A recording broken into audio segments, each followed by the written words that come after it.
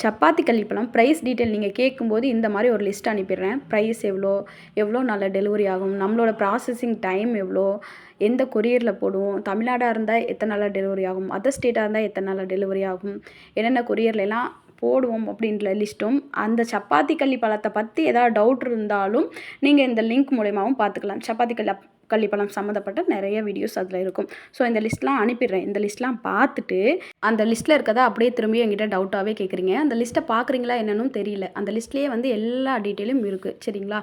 அதே மாதிரி நீங்கள் ஜிபே பண்ணிட்டீங்கன்னா 1 வாரம் 10 நாள் ஆகுங்க பழம் போடுறதுக்கு. 2 நாளில் கிடைச்சாலும் போட்டு விடுவேன். அதே மாதிரி நம்மளுக்கு இருக்க ஆர்டரை பொறுத்து போட்டு விடுவேன். சரிங்களா? இதில் சில பேர் என்ன சொல்கிறீங்க, எங்களுக்கு டாக்டர் வந்து இந்த டைம் தான் சாப்பிட சொல்லியிருக்காங்க. நீங்கள் அந்த டைம் கொடுத்தீங்கன்னா தான் எங்களுக்கு ரொம்ப யூஸ்ஃபுல்லாக இருக்கும். அப்புறம்லாம் நான் வாங்கினா வேஸ்ட்டு தாங்க அப்படின்றீங்க.